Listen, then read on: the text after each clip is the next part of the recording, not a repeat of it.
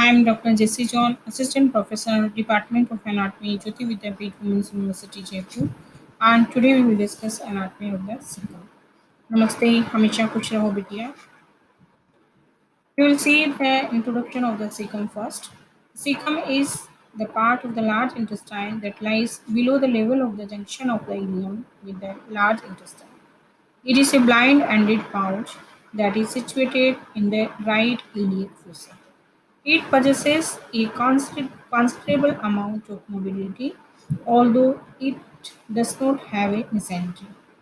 It is attached to its posterior medial surface is the appendix. Appendix communicates with the cavity of the cecum through an opening located below and behind the ileocecal opening. So we can see that appendix is related to the cecum, and cecum is a pouch-shaped organ. You can see here the large blind pouch of the large intestine lying in the right iliac fossa below the ileocecal wall and continuing distally as the ascending colon. So this pouch is the cecum. Again, when we can see the pouch that is the cecum.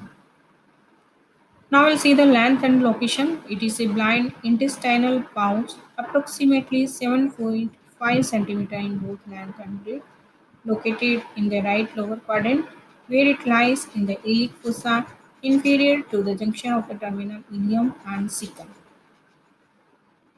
You can see here, as in the colon, the longitudinal muscle is restricted to three flat bands, the teniculi, which converge on the base of the appendix and provide for each a complete longitudinal muscle cord. Usually, the cecum is entirely covered by peritoneum, but occasionally this is incomplete posterior superiorly, where it lies attached to the iliac fascia by loose connective tissue. So you can see the orifice of the appendix that is arise from the cecum. Now we will see the relation of the cecum. It will relate in front to the greater omentum and the coils of the small intestine and the anterior abdominal wall. And cecum will be related to some structure behind. These are two muscles, iliacus and psoas muscles. And there are three nerves: the femoral nerve, lateral cutaneous nerve of thigh, and genitofemoral nerve. And it will relate to two vessels, that is gonadal vessels and external iliac artery. Medially, it will relate to the appendix, arises from the cecum on its medial side. Now we'll see the ileocecal wall. The terminal ileum enters the cecum obliquely and partly invaginates into it. Traditionally, based on cadaveric studies, this manner of entrance produces ileocolic lips that could be folds at the ileal orifice, which form the ileal papilla.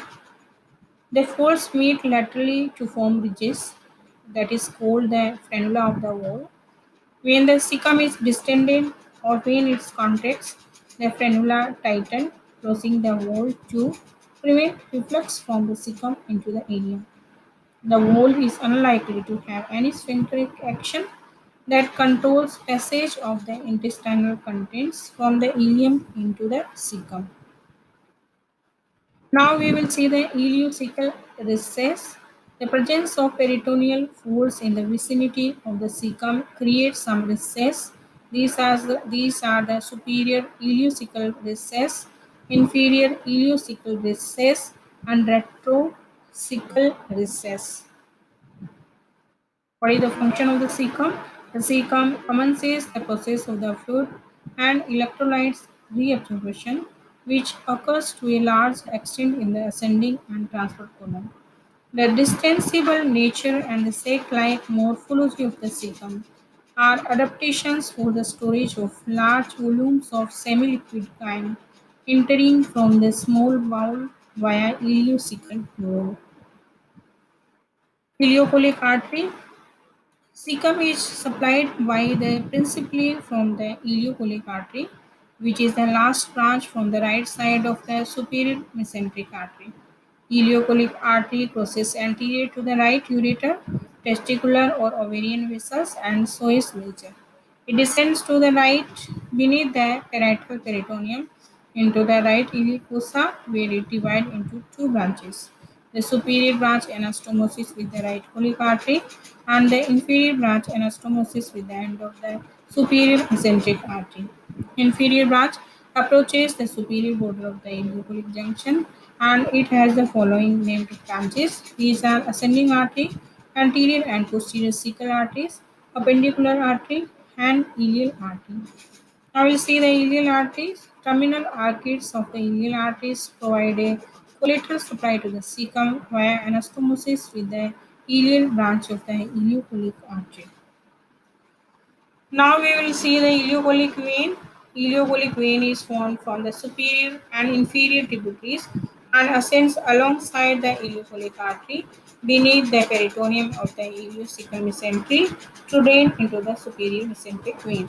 Inferior tributaries receive appendicular and anterior and posterior cecal and iliac veins, and the superior tributaries drains the ascending colic veins.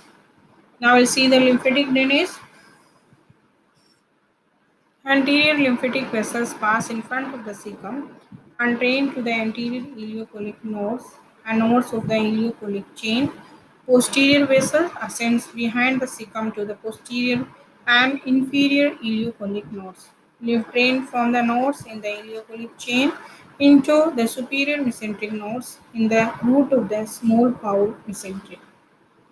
Now we'll see the innervation. The cecum is innervated by the sympathetic and parasympathetic nerves via superior mesenteric plexus. Cecal volvulus.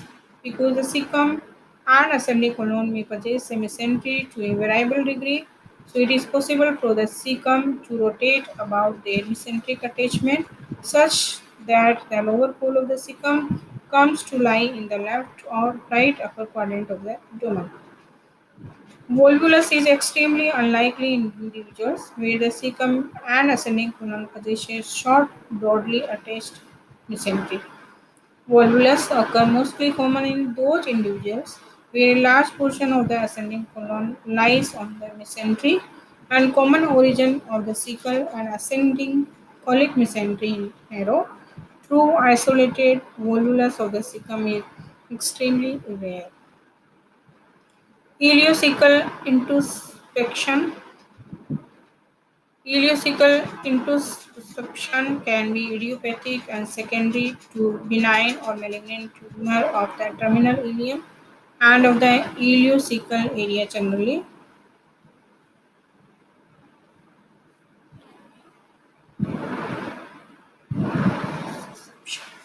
Idiopathic intussusception is a disease of the neonatal period. It may be secondary to the hypertrophy of the pitches of the pear. In adult intussusception, surgical reduction is the recommended. Colectomy was recommended only if the bowel is gangrenous.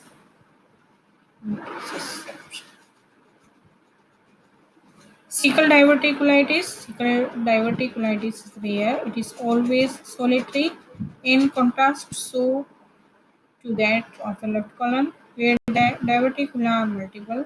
Efforts must be made to save the ileocecal wall if possible when operating in the ileocecal area. Now, these are the assessment questions. The first is what is the anatomical relation of the cecum, and second is the what are the function of the cecum. So you have to explain it. Thank you.